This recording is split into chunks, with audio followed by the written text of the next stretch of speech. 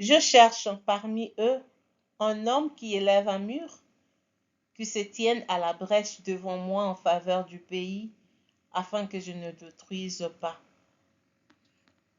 Bien-aimés, je vous salue au nom de notre Seigneur Jésus-Christ. Oui, aujourd'hui, j'ai eu une interpellation pour nous tous, parents, enfants de Dieu, ou quiconque pourra entendre ma voix.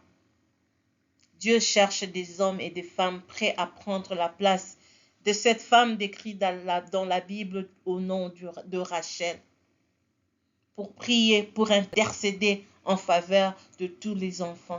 Bien-aimés, lorsque Dieu met un fardeau dans nos cœurs pour une raison quelconque, il naît en nous, à l'intérieur de nous, une compassion si forte qu'elle ne peut s'exprimer que par de larmes. J'ai un fardeau, bien-aimé, en lisant ma Bible et juste découvrir cette Rachel qui pleure. J'ai un fardeau à partager avec vous, bien-aimés. En lisant Genèse 35, nous trouvons cette Rachel qui pleure de douleur, le douleur d'enfantement, le pleur d'un accouchement difficile et pénible, bien-aimé, qui a même conduit à la mort. Mais j'ai pensé directement que si bien qu'elle a pleuré des douleurs, elle a aussi pleuré pour cet enfant qui reste, ou ces deux enfants qui restaient sans maman. Oui, regardons un peu autour de nous, bien-aimés. Nous sommes en train de traverser des moments difficiles dans ce monde. L'injustice, la violence, la haine, l'immoralité dominante. On ne peut pas décrire le degré d'immoralité qui existe aujourd'hui dans ce monde. La duperie, le mensonge, la tromperie, partout, bien-aimés. Et quand nous regardons notre avenir, la jeunesse, bien-aimée, et ce que le monde est en train d'offrir aujourd'hui, nous ne pouvons que pleurer. Jérémie 31 décrit cette Rachel qui pleure après une défaite énorme, infligée par un roi étranger qui cause la mort, la souffrance de son peuple. Ces rois prend tous les jeunes gens. Ces rois décident de prendre en déportation tous les jeunes vigoureux, forts, intelligents de son pays. Et Rachel pleure, bien-aimée. N'assistons-nous pas déjà au désastre, au chaos dans nos sociétés, dans la société actuelle? L'ennemi est entré dans les deux maisons, des écoles et même dans nos églises, malheureusement. Et c'est la confusion qui règne dans la tête des plus petits. Les enfants ne comprennent pas ce qui se passe dans ce monde bien-aimé. Et Dieu a besoin d'une Rachel aujourd'hui, une Rachel qui pleure, qui intercède en faveur de ses enfants. Une Rachel qui pleure en faveur de ses enfants-là, déjà prise en otage par l'ennemi. Et une troisième catégorie, c'est cette Rachel décrite dans Matthieu chapitre 2, après la naissance du Christ. Ces rois Hérode méchant, furieux, qui a juste appris la naissance d'un nouveau roi. Un bébé. Peut-être que quand l'enfant grandira, cet Hérode serait déjà parti, mort. Mais il était vraiment furieux parce qu'il y avait un autre roi ailleurs. N'est-ce pas que, bien-aimé, notre monde aujourd'hui, déjà l'enfant à sa naissance, l'ennemi cherche à dévorer, l'ennemi cherche à tuer. Dieu cherche cette Rachel-là qui prie pour qu'il n'y ait pas de victimes. Dieu cherche cette Rachel-là qui se tient debout et qui intercède en faveur de ces nouveaux-nés, en faveur de ces tout petits, plus petits. Oui, parce qu'il y a un message d'espoir. Quand vous lisez Jérémie 31, la Rachel dont on a cité qui pleurait, il y a une promesse juste vers la fin, à partir du 16e verset. Il y a une réponse de Dieu par une promesse de réconfort, une promesse de restauration. tout simplement parce qu'il y a cette Rachel-là qui s'est levée et qui a prié en refusant d'être consolée. Dieu a promis la restauration. Dieu cherche, parce qu'il est le Dieu de toutes les familles. Il nous invite, bien-aimés, à prier, à intercéder pour nos enfants. Il veut premièrement que nous puissions prier pour nos familles, parce qu'il est écrit, si quelqu'un n'a pas soin des siens, principalement de ceux de sa propre famille, il a renié la foi et il est pire qu'un infidèle, n'est-ce pas? Commençons par nos propres familles. Regardons autour de toi, regardons autour de nous plutôt, bien-aimés, et réclamons l'autorité que le Père, notre bon Dieu, nous a donnée sur nos enfants. Beaucoup de parents ont perdu l'autorité sur les enfants. Réclamons la victoire de notre Seigneur Jésus-Christ sur nos enfants. Déclarons les paroles de bénédiction sur tous les enfants. Réclamons ceux-là même que l'ennemi a déjà pris en captivité. Réclamons les enfants qui sont remplis de la rébellion, de l'addiction. Ceux-là qui sont déjà partis, nous pouvons le récupérer par la prière. Réclamons ces enfants-là. Notre travail, c'est de prier. Notre travail, c'est de réclamer l'avenir de nos enfants. Comme nous travaillons aussi dur pour subvenir à leurs besoins fondamentaux, nous devons aussi prier, travailler dur pour leur vie spirituelle, pour leur éternité. Réclamons nos enfants bien-aimés, bénissons et maudissons. Bien-aimés, si nous ne prions pas, qui va se tenir à la brèche et intercéder en faveur d'un orphelin victime de la guerre, des enfants qui ont perdu leurs parents à des bas âges, des orphelins victimes des épidémies? Qui va se tenir à la brèche pour les couvrir comme nous le faisons pour nos enfants chaque matin avant d'aller à l'école? Nous imposons les mains, nous prions pour leur protection. Et ces enfants seuls, ils n'ont personne pour prier, intercéder en leur faveur, bien-aimés. Le Seigneur nous demande de commencer à penser à ces enfants-là qui n'ont personne dans la vie. Qui peut intercéder pour cette jeune fille qui vient de se retrouver enceinte? Elle n'est pas mariée, chassée de la maison, abandonnée par la famille parce qu'elle a fait un mauvais choix. Bien-aimée, pendant que je suis en train de parler ici, peut-être qu'elle est déjà en train de penser à avorter et cet avortement peut causer la mort. Ou peut-être elle est en train de penser à jeter le bébé juste après l'accouchement. Dieu nous demande d'intercéder pour que de telles choses n'arrivent pas. C'est pourquoi nous avons beaucoup d'enfants dans la rue qui ne connaissent pas leurs parents bien-aimés. Une Rachel est-elle là pour prier, pour intercéder en faveur de ses enfants bien-aimés? Prions pour les enfants abandonnés dans la rue. Bien-aimés, nous les appelons enfants de rue.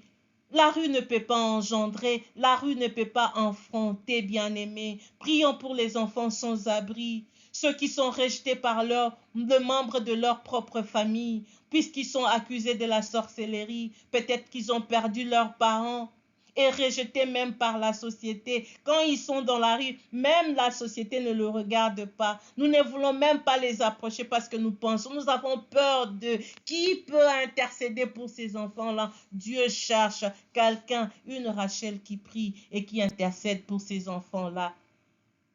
Certains même sont récupérés plutôt par la société. Ils sont dans des orphelinats, ils sont placés quelque part. Mais ces enfants-là sont toujours maltraités, mal nourris. Ce sont ces enfants-là qui font tout le travail de la maison. Ce sont eux qui sont utilisés pour des choses qu'on ne peut même pas donner à d'autres enfants de leur âge. Bien-aimé, qui peut intercéder pour ces enfants qui souffrent? Plein de blessures intérieures dans le cœur de ces enfants-là. Qui peut intercéder? Dieu cherche une Rachel. Les enfants qui sont rejetés à cause d'une malformation physique. Oui, il y a des parents qui jettent, il y a des mamans qui jettent des enfants parce qu'ils ont de malformations, bien-aimés. Prions pour ces enfants-là.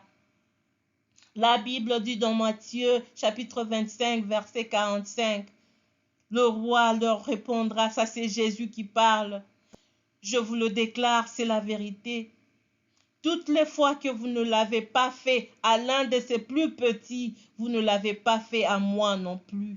Oui, prions pour ces enfants-là. Si vous pouvez voir cet enfant quelque part, aidez-le, ne le rejetez pas.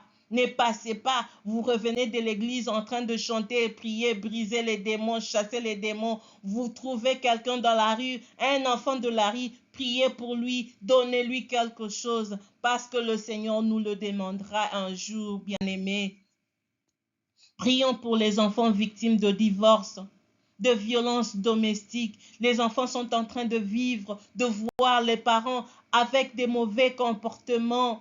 Les enfants là sont victimes de voir des parents alcooliques, des mères qui se prostituent. Oui, il y a un pasteur qui a raconté l'histoire de sa jeunesse, comment il a grandi dans une maison, sa maman était prostituée et il voyait, il était en train de vivre ça tout le jour, sa maman faire entrer des hommes dans la maison. Dieu merci pour cet homme-là, il y avait une femme qui avait intercédé pour lui, une femme qu'il ne connaissait même pas, qu'il avait appelée, imposer les mains sur lui, déclarer des paroles de bénédiction et prier pour cet enfant-là. Et aujourd'hui, il est pasteur, il sort le Seigneur jusqu'à aujourd'hui et Dieu l'utilise puissamment. Dieu cherche quelqu'un qui prie comme cette femme-là qui avait prié pour cet homme-là. Et il était encore garçon et aujourd'hui, il est devenu homme de Dieu, serviteur de Dieu. Les enfants mal aimés dans des maisons. Prions pour les familles divisées. Ces enfants-là qui sont victimes des parents qui se sont infligés la malédiction.